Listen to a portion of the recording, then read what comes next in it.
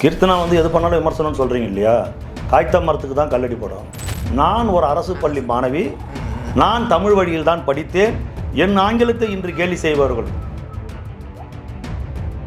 சரி, பதில் இல்லைன்னா பதில் ரெடி பண்ணணும், அவங்கள தயாரிக்கணும், தயார்படுத்தணும். அதுதானேங்க கரெக்டு.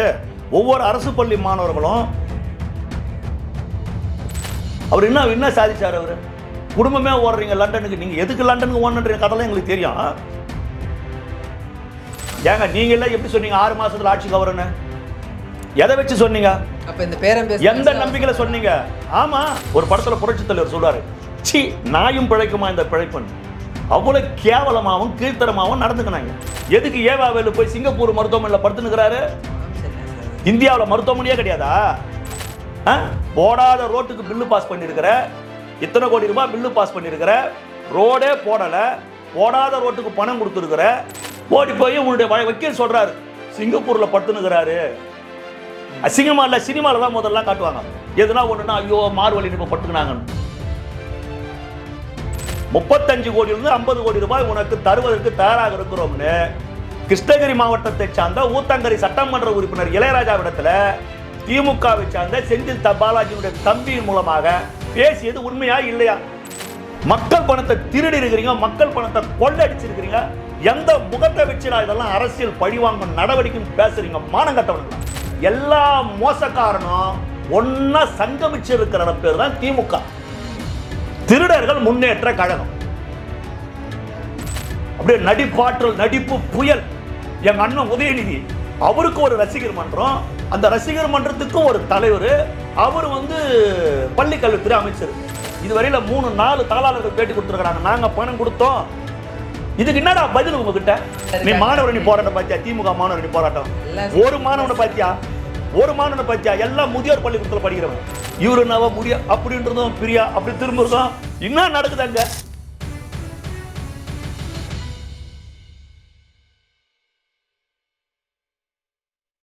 ஜாமாவான் டிவி நேயர்களுக்கு வணக்கம். இன்று நம்மிடையே தாவேகாவின் ஓட்டேஜ் ஜெயக்குமார் சார் இணைஞ்சிருக்காரு. வணக்கம் சார். வணக்கம். அமைச்சர் கீர்த்தனா அவர்கள் என்ன பண்ணாலுமே அது ஒரு விமர்சனத்துக்குள்ளாயிட்டே வருது சார். இப்போது ரீசெண்டாக கூட ஒரு அரசு பள்ளியில் போய் ஆய்வு மேற்கொண்டிருக்காங்க. அங்கே ஒரு மாணவி இங்கிலீஷ் பேச சொல்லி அவங்க பேசின ஒரு வீடியோ வைரல் ஆகிட்டு இருக்கு. இதை எப்படி பார்க்குறீங்க? என்ன வைரல் ஆனது? இல்லை, அவங்க ஒரு பொண்ணுகிட்ட இங்கிலீஷில் ஒரு கேள்வி கேட்குறாங்க. அவங்களுக்கு அது பதில் தெரியல. அதை அந்த டீச்சரை கூப்பிட்டு என்ன இந்த சிம்பிளான கொஸ்டின் கூட அவங்களுக்கு பதில் தெரியல அப்படின்ற மாதிரி இதை திமுகவினர் எப்படி பரப்புறாங்க அப்படின்னா, அவங்களுக்கு தாழ்வு மனப்பான்மை ஏற்படுத்த வகையில் அமைச்சருடைய பேச்சு அப்படின்ட்டு எப்படி தான் தெரிஞ்சுக்கிறது? கீர்த்தனா எது பண்ணாலும் விமர்சனம்னு சொல்கிறீங்க இல்லையா? காய்த்த மரத்துக்கு தான் கல்லடி போடும். புரியுதுங்களா? சாமானியானவங்களும் சாதாரணமானவர்களும் இன்றைக்கு மிக உயர்ந்த இடத்துக்கு வந்திருக்கிறாங்க. அது சிலரால் பொறுக்க முடியல. கீர்த்தனா அவர்களே தெளிவாக சொல்லியிருக்கிறாங்க, நான் ஒரு அரசு பள்ளி மாணவி, நான் தமிழ் வழியில் தான் படித்தேன், என் ஆங்கிலத்தை இன்று கேலி செய்வார்கள், நான் பேசுகிற ஆங்கிலத்தை இன்றைக்கு கேலி பேசுபவர்கள் நாளை அந்த பெண்ணையும் இன்னொரு மாணவனையும் கேலி பேசுவார்கள்.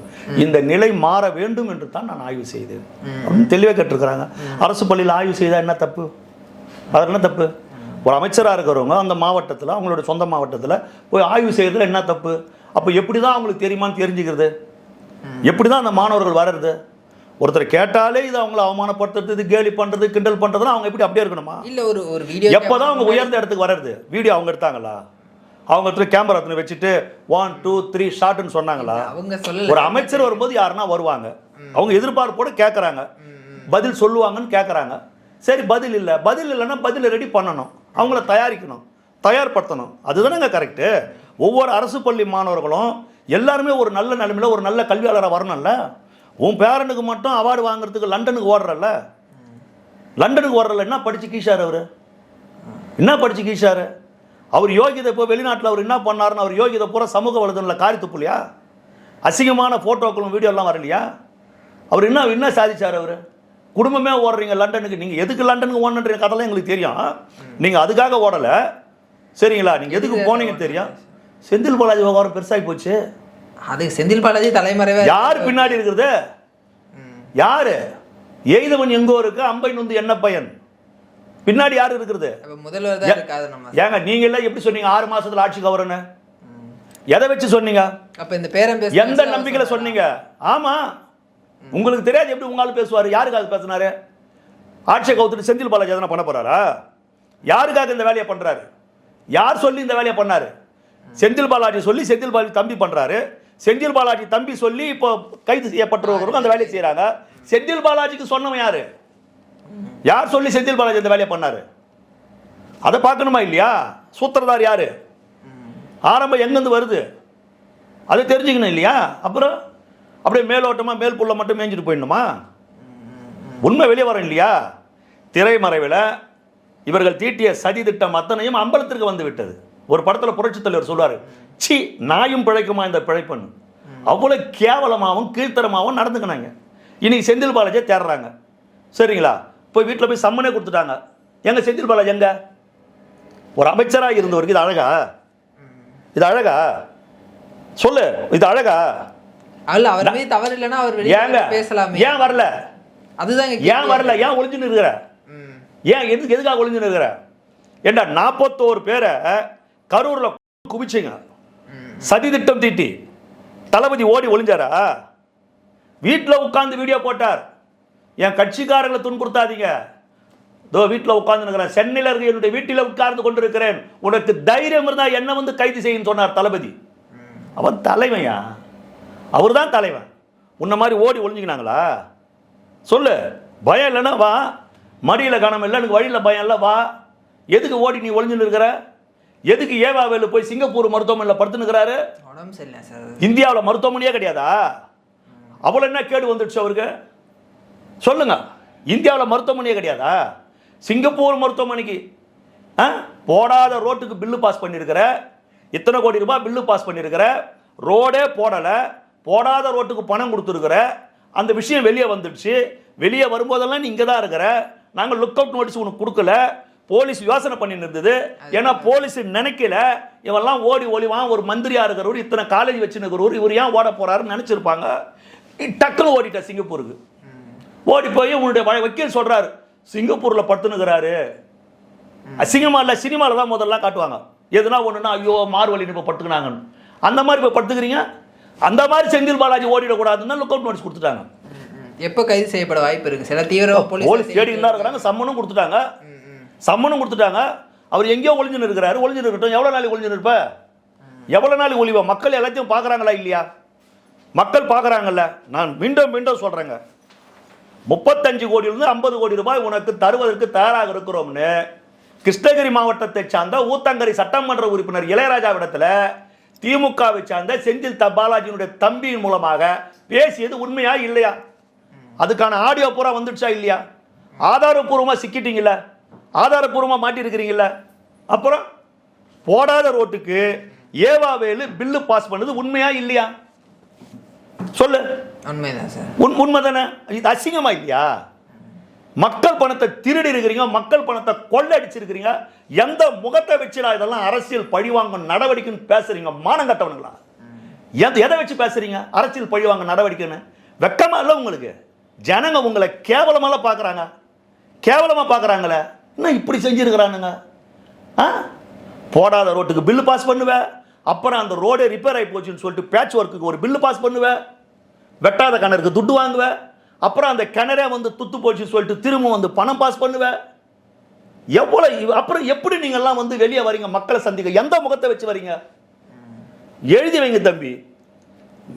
மீண்டும் அடுத்த சட்டமன்ற தேர்தலில் 2031 திமுக ஒரு சீட்டு வராது தமிழ்நாட்டில், ஒரே ஒரு சீட்டு வராது.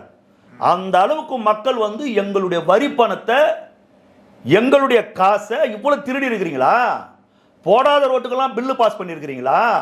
ஓ இவ்வளவு வேலை செஞ்சிருக்கிறீங்களா? இவ்வளவு அயோக்கியத்தை நடந்திருக்குதா திமுக ஆட்சியில? தெளிவா புரிஞ்சுக்கிறாங்க. இதை மடைமாற்றுவதற்கு திட்டம் போட்டுக்கொண்டு எதை அதிகா செய்யற? எவ்வளவு தெளிவா பேசுறோம். 1000 பள்ளிக்கூடங்களுக்கு ராஜ்மோகன் அனுமதி கொடுக்கிறார், பள்ளி கல்வித்துறை அமைச்சர். 1 ரூபாய் வாங்கல, 1 ரூபாய் வாங்கல. திமுக ஆட்சியில ஒரு பள்ளிக்கூடம், ஒரு தனியார் பள்ளிக்கூடத்திற்கு அனுமதி வாங்கணும்னா 25 லட்சத்திலிருந்து 35 லட்சம் கேட்டாங்க. 25 லட்சம் கேட்டாங்க. கொடுத்தோன்னு சொன்னது யாரு? ஜெயக்குமார் சொல்றேனா? நான் சொன்னா? கிடையாது. தனியார் பள்ளிகளின் கூட்டமைப்பினுடைய தலைவர் சொல்றாரு. தலைவர் சொல்றாரு, பெற்றோர் ஆசிரியர் கழக துணைத் தலைவராக இருந்த திமுகவை சேர்ந்த அரசகுமார் என்றவர் அனுமதி வாங்கி கொடுக்கறதா 100 கோடி மோசடி பண்ணிட்டாரு. ஆனால் அவர் வாங்கி கொடுக்கல. அவர் தான் திமுகவுடைய செய்தி தொடர்பாளர். எல்லா மோசக்காரனும் ஒன்னா சங்கமிச்சிருக்கிற இடம் பேர் தான் திமுக, திருடர்கள் முன்னேற்ற கழகம். அந்த கட்சியுடைய பேரு திராவிட முன்னேற்ற கழகம் இருந்தது பேரறிஞர் அண்ணா காலத்தில். இன்னைக்கு அது திருடர்கள் முன்னேற்ற கழகம். புரியுதுங்களா? திருடர்கள் முன்னேற்ற கழகம் தான் திமுக. இவன் அரசகுமார் 100 கோடி மோசடி பண்ணிட்டான், ஆனா அனுமதி வாங்கி கொடுக்கல. இன்னைக்கு அரசகுமார் தமிழக வெற்றி கழகத்துடைய அரசால் கைது செய்யப்பட்டு சிறையிலே கம்பி எண்ணி கொண்டிருக்கிறார். ஆனால் பள்ளிக்கல்வித்துறை திமுக ஆட்சியில பள்ளிக்கல்வித்துறை அமைச்சராக இருந்தவர் யாரு? உதயநிதி ரசிகர் மன்றத்துடைய இந்த மாபெரும் நடிகர் திலகம் இருக்கிறார் பாருங்க. அப்படியே நடிப்பாற்றல், நடிப்பு புயல் எங்க அண்ணன் உதயநிதி. அவருக்கு ஒரு ரசிகர் மன்றம், அந்த ரசிகர் மன்றத்துக்கு ஒரு தலைவர். அவர் பள்ளிக்கல்வித்துறை அமைச்சர் பொய்யாமொழி, அன்பில் மகேஷ் பொய்யாமொழி. அவரு மந்திரியா இருக்கும்போது திமுக ஆட்சியில் தனியார் பள்ளிகளுக்கு அனுமதி கொடுக்கறதுக்காக 3 இடங்கள்ல சென்னையில் அலுவலகம் வைத்து செயல்பட்டு இருக்கிறார். ஒரு அலுவலகம் டிபி ஆபீஸ்ல, ஒரு அலுவலகம் செக்ரட்டரியேட்ல மந்திரி ஆபீஸ்ல, இன்னொரு அலுவலகம் இன்னொரு இடத்துல 360 குளோபல்னு. மந்திரி ஆபீஸ்ல லஞ்சம் வாங்குற அளவுக்கு தைரியம் எப்படி வருகிறது? வருது, அவனுங்க ஆட்சியில வந்துடுச்சாங்க. வந்துருக்குது, வந்துதானே வாங்கினதோடு தானே வெளியே வந்துருது, வெளிச்சத்துக்கு வந்துடுச்சாங்க. நான் சொல்லலைங்க. இல்ல, அவர் சொன்னது ஒவ்வொரு நாளும் ஒரு ஹெட் மாஸ்டர், ஒரு பள்ளியின் தாளாளர்கள், இதுவரையில 3-4 தாளாளர்கள் பேட்டி கொடுத்துருக்காங்க. நாங்க பணம் கொடுத்தோம். இதுக்கு என்னடா பதில் உங்ககிட்ட? நாங்க பணம் கொடுத்தோம் சொல்றாங்க. நாங்க பணம் கொடுத்தோம், ஆமா, வேற வழி இல்லை, இவ்வளவு செலவு பண்ணி இவ்வளவு கட்டிட்டோம், கொடுத்தாதான் அனுமதின்னு சொல்லும்போது நாங்க என்ன பண்ண முடியும்? அவங்க கேட்கறாங்க. ஒரு திமுக காரன் பேசுறான், சூர்யா வெற்றி கொண்டான். நான் பார்த்தேன் அந்த விவாதத்தை. பணம் கொடுத்தவனை விட பணம் வாங்கினவனோட பணம் கொடுத்தான் பாரு, அவனை தாங்க முதல்ல கைது பண்ணணும்.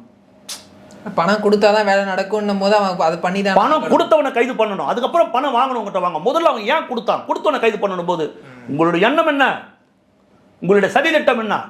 பணம் கொடுத்தவனை கைது பண்ணணும். நீ ஊரெல்லாம் பரப்பி விட்டினா பணம் கொடுத்தவன் நான் கொடுத்தேன்னு சொல்ல வெளியே வர பயப்படுவான். இவனுங்க கருவிலே குற்றவாளிங்க. இவங்க கருவின் குற்றம்னார் நாஞ்சில்கி மனோகரன் கலைஞரை. பொல்லாத மோசகார பாவிங்க. திமுகவை வேரோடு வீழ்த்தப்பட வேண்டும் தமிழ்நாட்டில். எவ்வளவு பெரிய கிரிமினல் பாருங்க. எப்படி அண்ணா யூனிவர்சிட்டி மேட்டர்ல ஒரு மாணவி பாதிக்கப்பட்டால் ஞானசேகர் என்ற ஒருத்தன் அந்த மாணவியை சின்னாபனப்படுத்திட்டான். ஒரு சார் வருவார், அவரு கூட இந்த மாதிரி இருக்கணும்னு அவன் சொல்றான். உடனே அந்த பொண்ணு வெளியே பேட்டி கொடுக்குறான், புகார் கொடுக்குறான். அந்த பொண்ணு பேட்டி கொடுக்கல, புகார் கொடுக்குறான். வெளியே வந்துடுச்சு. அந்த இந்த மாதிரி சம்பவம் நடந்தது, வெளியே வருது. யார் அந்த சாருன்னு எல்லாருமே கேட்குறாங்க. உடனடியா அந்த எஃப்ஐஆர் வெளியே வந்துடுச்சு. அந்த எஃப்ஐஆர் வெளியே வந்துடுச்சு. ஏன்? இப்படி ஒரு சம்பவம் நடக்கும்போது அந்த ஒரு பொண்ணு இல்லை, அதுக்கு முன்னாடி எத்தனையோ பெண்கள் அந்த யூனிவர்சிட்டியில் நிச்சயமாக பாதிக்கப்பட்டிருக்கலாம், சந்தேகத்திற்கு இடமில்லாமல். ஆனால் ஒரு சிங்க பெண்மணி துணிந்து வெளியே தனக்கு ஏற்பட்ட அநீதியை, அக்கிரமத்தை வெளியில அந்த பெண் சொன்னான். பாரதி கண்ட புதுமை பெண். ஆனா அந்த பெண்ணுடைய பேரை நீ ரகசியமா வைக்கணுமா இல்லையா? போன திமுக ஆட்சியில் என்ன பண்ணாங்க? அந்த பொண்ணு கம்ப்ளைண்ட் கொடுத்த 1 மணி நேரத்தில் எஃப்ஐஆர் லீக் பண்ணிட்டாங்க. அந்த பொண்ணு பேருன்னா, அவங்க அப்பா பேருன்னா, அந்த பொண்ணுடைய வீட்டு அட்ரஸ்னா, அந்த பொண்ணுடைய செல் நம்பர்னா, அவங்க அப்பாவுடைய பெண் நம்பர்னா, அதுல குளம் என்ன, கோத்திரம் என்ன, ஜாதி என்ன, எந்த தெரு, எந்த வீதி, அத்தனையும் வெளியே விட்டுட்டேன். அடுத்தது பாதிக்கப்பட்ட எந்த பொண்ணு வெளியே புகார் கொடுப்பா? உடனடியாக ஒரு அரசாங்கம் என்ன செஞ்சிருக்கணும்? இது போன்று யாராவது பாதிக்கப்பட்ட பெண்கள் இருந்தால் தைரியமாக புகார் கொடுக்கலாம். உங்கள் பெயர் ரகசியமாக வைக்கப்படும், எந்த நேரத்திலும் உங்கள் பெயர் வெளியில் வராதுன்னு சொல்லியிருந்தா அத்தனை பேரும் சொல்லியிருப்பாங்க. சொன்னீங்களா? அதே த்ரெட் தான் அண்ணா யூனிவர்சிட்டியில் பண்ண அதே வேலையை தான் இப்போ இந்த இடத்துல கொண்டு வராங்க. எங்க பள்ளிக்கூடம் பணம் கொடுத்தாங்க பாரு, பணம் கொடுத்தவங்களை அரெஸ்ட் பண்ணணும். எப்பேற்பட்ட கிரிமினல் பாருங்க இவங்க. நல்லா புரியுதா? இதுதான் திமுக, இதுதான் திமுக. நேத்து கூட ஸ்ரீவைகுண்டம் எம்எல்ஏ கிட்ட பேரம் பேசினா அவர் ஒரு ஆடியோ லீக் பண்றாரு. இன்னும் இந்த மாதிரி எத்தனை பேர் நடத்த அந்த நம்பிக்கையில தான் 6 மாசத்துல இந்த ஆட்சி கவிழ்ந்து விடும் ஸ்டாலின் சொன்னது. நம்ம ஆட்கள் எல்லாம் பேரம் பேசின்னு இருக்கிறாங்க. பேரம் ஓரளவுக்கு சரியா போயின்னு இருக்குது. எப்படியும் பணம் கை மாறிடும், இந்த ஆட்சியை கவிழ்த்திடலாம். எத்தனை எம்எல்ஏ தூக்க முடியும் அப்படின்னா கூட? ஏங்க அவங்க கிட்ட பணம் இருக்குதுங்க. அந்த பணம் இருக்கிற தைரியத்துல பேசுறான். இன்னைக்கு வெட்ட வெளிச்சம் வெளியே வந்துடுச்சு இல்ல? அந்த மாதிரி யாரும் தமிழக வெற்றி கழகத்தை சார்ந்தவங்க பணம் வாங்கலையே, யாரும் வாங்கலையே, வாங்க தயாரா இல்லையே. நீ கட்சியாக இருக்காதுன்னு சொன்ன, இந்த கட்சி இருக்குது. ஒரு நடிகனால் கட்சி நடத்த முடியுமான்னு கேட்ட, மிகப்பெரிய அளவு நடத்தி காட்டினாரு. மிகப்பெரிய மாநாடெல்லாம் நடத்தி காட்டினாரு. இவரெல்லாம் வேட்பாளர் அறிவிக்க முடியுமான்னு கேட்டேன். 234 தொகுதிக்கு வேட்பாளரை போட்டார். வேட்பாளர்கள்லாம் தூக்கலாமான்னு பிளான் போட்டேன். எங்கள் வேட்பாளர்களை தூக்க முடியல. அவர் என்ன ஒரு சீட்டு 2 சீட்டு வருவார், ஓட்டை பிரிப்பார், பெரம்பூர்லேயே ஜெயிக்கிறாரா பாருன்னு சொன்னேன். கடைசியில் ஆட்சியை பிடிச்சிட்டாரு. செஞ்சாரா இல்லையா? ஆட்சியை பிடிச்சிட்டாரு. இன்னைக்கு உட்காந்து யோசிக்கிறீங்க, இன்னும் தமிழ்நாட்டு மக்கள் பழைய மாதிரியே இருப்பாங்க சிந்திக்காமன்னா, இன்னைக்கு இளைஞர் சிந்திக்கிறான்ல, அவங்களுக்கும் என் மாநிலத்தை சார்ந்த ஒவ்வொரு இளைஞரும் சிந்திக்கிறான்ல, அவங்களுக்கும் ஜென்சில உள்ள கொண்டு வராங்களா? அதுக்காக தானே. யார் வர்றது உள்ள? டிஎம்கேல அவங்க கட்சியில் ஜென்சி இருக்கிறானா? என் தம்பி எல்லாம் டையெல்லாம் அடிச்சு போய் 40 வயசு 45 வயசு நான் கூட ஜென்சி. அப்படி சொல்ல போனா இன்னமும் தான் என் உள்ள இளம ஊஞ்சல் ஆடி இருக்குது. நானும் தான் ஜென்சி. சொல்லுங்க. அல்ல, அவங்க அப்படிதானே சார் சொல்றாங்க. பாருங்க, எங்க கூட நீ மாணவரணி போராட்டம் பாத்தியா? திமுக மாணவரணி போராட்டம் ஒரு மாணவனை பாத்தியா? ஒரு மாணவனை பாத்தியா? எல்லாம் முதியோர் பள்ளிக்கூடத்தில் படிக்கிறவன். சேகர்பாபு புள்ள நர்ச்சி கோயில், சேகர்பாபு, மேயர் பிரியா, இவங்க எல்லாம் மாணவர்களா? சொல்லு. இவரு நவ முடியா அப்படின்றதும் பிரியா அப்படி திரும்புறதும் என்ன நடக்குது அங்க? சொல்லு, என்னதான் நடக்குது? நீங்க எல்லாம் மாணவர்களா? நீ ஜென்சி எல்லாம் ஒரிஜினல் ஜென்சி இருக்கிறது எங்க? தமிழக வெற்றி கழகத்தில். இந்த நாட்டுக்கே தெரியும், ஜென்சிகள் உருவாக்கிய கட்டமைப்பு தான் இந்த ஆட்சி. ஜென்சிகளால் உருவாக்கப்பட்ட ஆட்சி. அவனுடைய சொந்தமா சுயமா இறங்கி களத்தில் இறங்கினா. நீ ஒரு ஓட்டுக்கு 5000 கொடுக்கலாமா 10,000 கொடுக்கலாமா? நீ பணம் கொடுத்து ஓட்டு கேட்ட. ஒவ்வொருத்தரும் வெளிநாட்டில இருந்து பணத்தை செலவு பண்ணிட்டு வந்து ஓட்டு போட்டான். இங்க இந்த ஜென்சிகள் தான் இதை உருவாக்கி, இந்த கவர்மெண்ட்டை உருவாக்கி இருக்கிறவங்களும் அவங்க தான். புரியுதுங்களா? எங்கள் பசங்கள்லாம் இறங்கினானுங்களாம் வேற மாதிரி ஆகிடும். நீ சுமார் 10 பசங்களை வச்சுக்கின்னு அவங்களுக்கு சாப்பாடு கொடுத்துக்கணும், பணம் கொடுத்துக்கணும், தங்க வச்சுக்கின்னு எதோ பண்ணுற. அது அசிங்கமாக தெரியும். 200 ரூபா கொடுக்குறாங்க சார். எவ்வளோ கொடுத்தாலும் சரி தம்பி, எங்கள் கூட்டம் வந்து பொல்லாத கூட்டம். ஆட்சி அமைச்சிட்டாங்க, தளபதி முதலமைச்சர் ஆகிட்டார், எங்கள் பசங்களை வேலை பார்க்க போயிட்டாங்க. புரியுதா? எல்லாம் ஐடி பசங்க, ஐடியில் வேலை செய்கிறவங்க எல்லாம் அவங்களுக்கு வேலை இருக்குது. உங்களை மாதிரி திருட்டு பசங்க கிடையாது. புரியுதுங்களா? இதை ஒரு பொழப்பாக எடுத்துக்கணும், இதில் டெய்லி எதனா ஒரு வருமானம் பார்க்குற பசங்க எங்கள் பசங்க கிடையாது. எங்கள் கட்சி ஆட்களும் அப்படி கிடையாது. எல்லாரும் உழைக்கிறாங்க, எல்லாம் வேலை வெட்டிக்கு போய் ஆகணும். புரியுதா? எங்கள் பசங்க ஒரு ஒன்றும் இல்லை, ஒரு வாரம் லீவ் போட்டு இப்படி திரும்பி பார்த்தாங்கன்னா போதும், நாத்தடிச்சு போயிடும். அந்த அளவுக்கு ஆளுங்க எங்கள் பசங்க. அதனால் இந்த ஜென்சி அது இது எல்லாம் எடுப்படாது தம்பி. நீ எந்த ரூபத்தில் வந்தாலும் சரி, எப்படியோ முயற்சி பண்ணுறாங்க, எந்த ரூபத்தில் வந்தாலும் எதுவும் எடுப்படாது. அடுத்தடுத்த தொடர்ந்து பேசுகிறேன் சார். தகவல் நன்றி சார். தேங்க்யூ.